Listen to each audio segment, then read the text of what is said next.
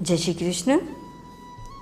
12वें अध्याय का महात्म्य। श्री महादेव जी कहते हैं, पार्वती, दक्षिण दिशा में कोल्हापुर नाम का एक नगर है जो सब प्रकार के सुखों का आधार, सिद्ध महात्माओं का निवास स्थान तथा सिद्ध प्राप्ति का क्षेत्र है।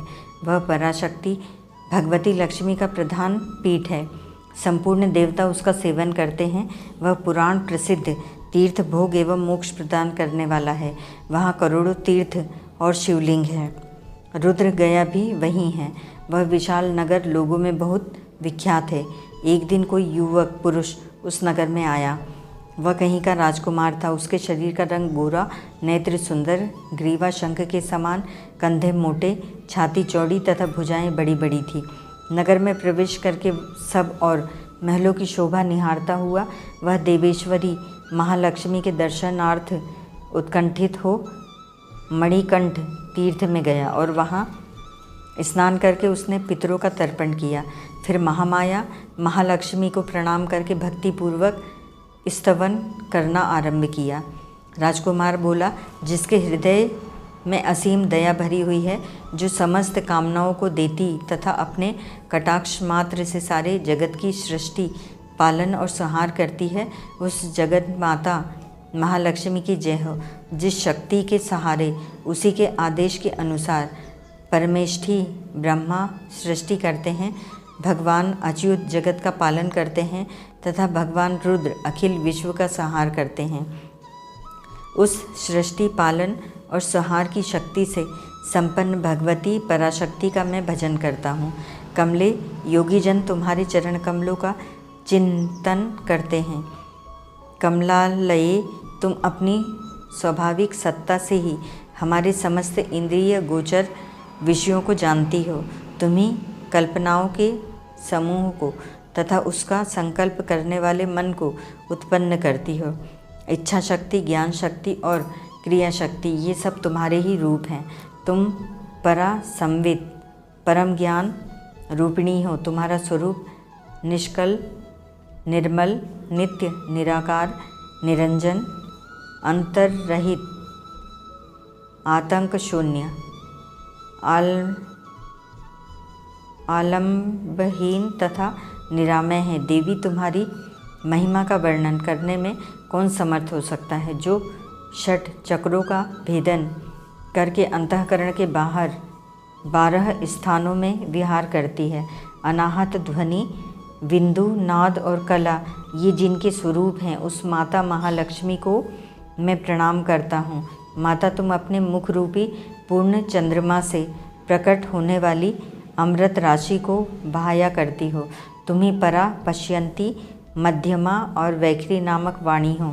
मैं तुम्हें नमस्कार करता हूँ। देवी, तुम जगत की रक्षा के लिए अनेक रूप धारण किया करती हो।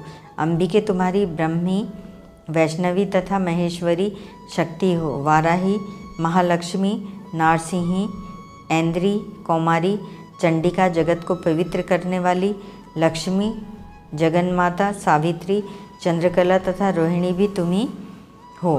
परमेश्वरी, तुम भक्तों का मनोरथ पूर्ण करने के लिए कल्पलता के समान हो। मुझ पर प्रसन्न हो जाओ।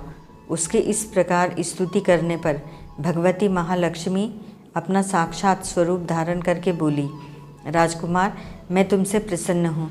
तुम कोई उत्तम वर मांगो।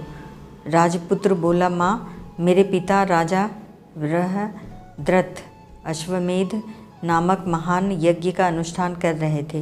वे देवयोग से रोगग्रस्त होकर स्वर्गगामी हो गए। इसी बीच में यूप में बंधे हुए मेरे यज्ञ संबंधी घोड़े को, जो समूची पृथ्वी की परिक्रमा करके लौटा था, किसी ने रात्रि में बंधन काट कर कहीं अन्यत्र पहुंचा दिया। उसकी खोज में मैंने कुछ लोगों को भेजा था, किंतु वे कहीं भी उसका पता न पाकर जब खाली हाथ लौट आए हैं, तब मैं सब ऋत्विजों से आज्ञा लेकर तुम्हारी शरण में आया हूँ। देवी, यदि तुम मुझ पर प्रसन्न हो तो मेरे यज्ञ का घोड़ा मुझे मिल जाए, जिससे यज्ञ पूर्ण हो सके। तभी मैं अपने पिता महाराज का ऋण उतार सकूँगा। शरणागतों पर दया करने वाली जगत जननी लक्ष्मी, जिससे मेरा यज्ञ पूर्ण हो, वह उपाय करो। भगवती लक्ष्मी ने कहा, राजकुमार, मेरे मंदिर के दरवाजे पर एक ब्राह्मण रहते हैं जो लोगों में सिद्ध समाधि के नाम से विख्यात हैं। वे मेरी आज्ञा से तुम्हारा सब काम पूरा कर देंगे। महालक्ष्मी के इस प्रकार कहने पर राजकुमार उस स्थान पर आए जहाँ सिद्ध समाधि रहते थे। उनके चरणों में प्रणाम करके राजकुमार चुपचाप हाथ जोड़ खड़े हो गए। तब ब्राह्मण ने कहा, तुम्हें माताजी के यहाँ भेजा है। अच्छा देखो, अब मैं तुम्हारा सारा अभीष्ट कार्य सिद्ध करता हूँ। यूँ कहकर मंत्रवेत्ता ब्राह्मण ने सब देवताओं को वही खींचा। राजकुमार ने देखा उस समय सब देवता हाथ जोड़े थरथर काँपते हुए वहाँ उपस्थित हो गए। तब उन श्रेष्ठ ब्राह्मण ने समस्त देवताओं से कहा, देवगण, इस राजकुमार का अश्व जो यज्ञ के लिए निश्चित हो चुका था, रात में देवराज इंद्र ने चुराकर अन्यत्र पहुंचा दिया है। उसे शीघ्र ले आओ। तब देवताओं ने मुनि के कहने से यज्ञ का घोड़ा लाकर दे दिया।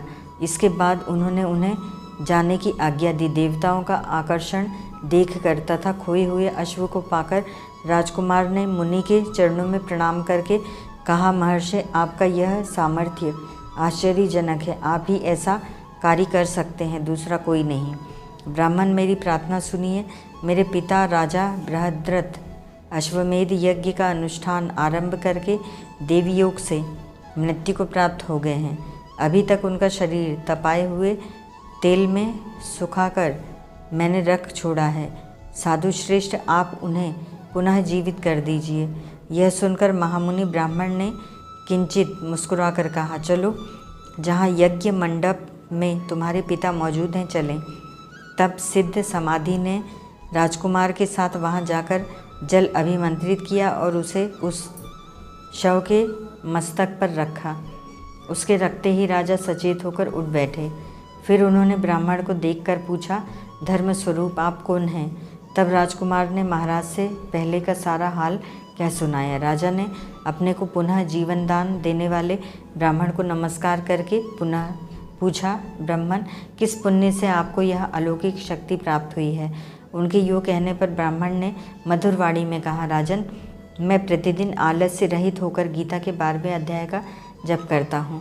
उसी से मुझे यह शक्ति मिली है जिससे तुम्हें जीवन प्राप्त हुआ है।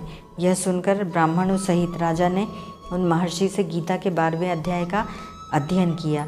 उसके महात्म्य से उन सब की सद्गति हो गई। दूसरे दूसरे जीव भी उसके पाठ से परम मोक्ष को प्राप्त हो चुके हैं। ओम तत्सत।